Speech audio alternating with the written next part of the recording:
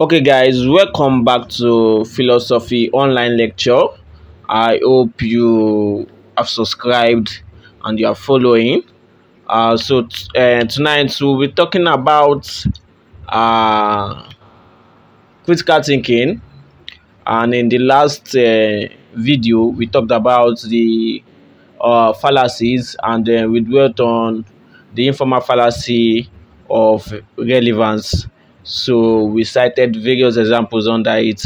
Now today we'll be talking about another informal fallacy of ambiguity. That is the fallacies of ambiguity. And the fallacy of ambiguity are those incorrect reasoning that arise from the improper use of language in an argument. That is it happens when you use words ambiguously, and the ambiguous means those word, phrase, or sentence that has different meaning.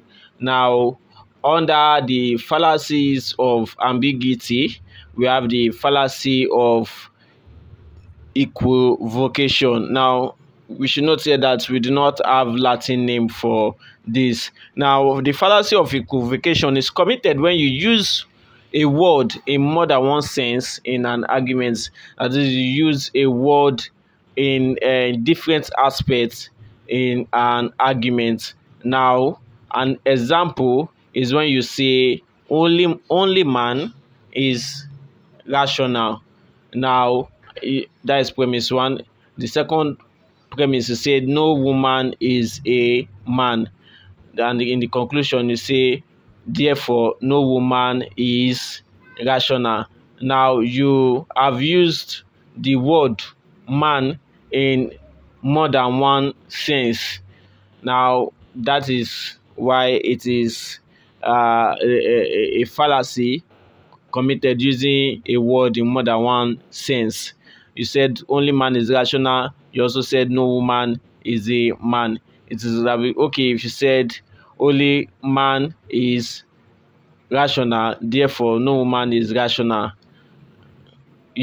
Now this another aspect is of these fallacies of ambiguity is the fallacy of division, and this is committed when you use the attribution of some features of an entire class to each members of the individual class under that general class. Now, a statement like America is a very great country, that is premise one.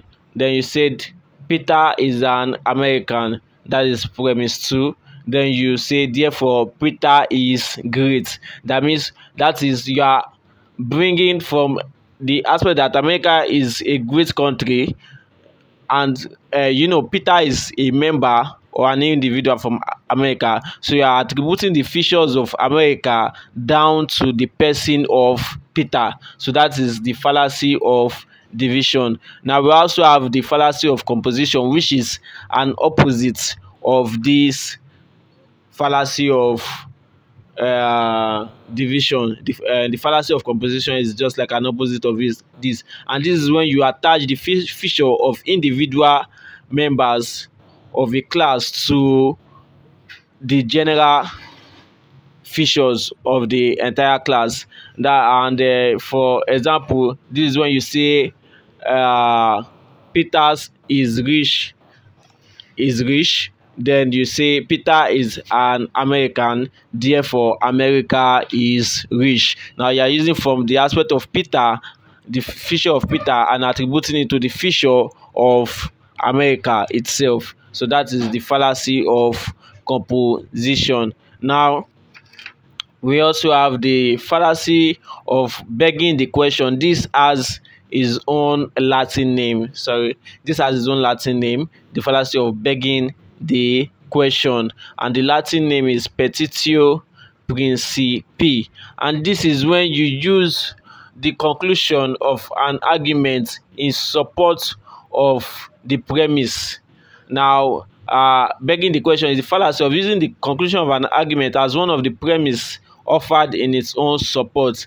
And this could be seen when you make statements that are like it is best to have the government of the people, for the people, and by the people, because democracy is the best form of government. Now, the first premise, it is best to have the government of the people, for the people, and by the people, is means democracy itself. Now, concluding with the statement that democracy is the best form of government is just using your premise to support your conclusion.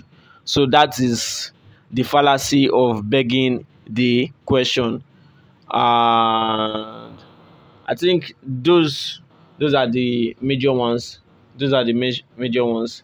Now, okay. I think with that we are okay. We are okay. As we are okay. Thank you very much for listening. Please do subscribe and like, and please share your comments. Thank you.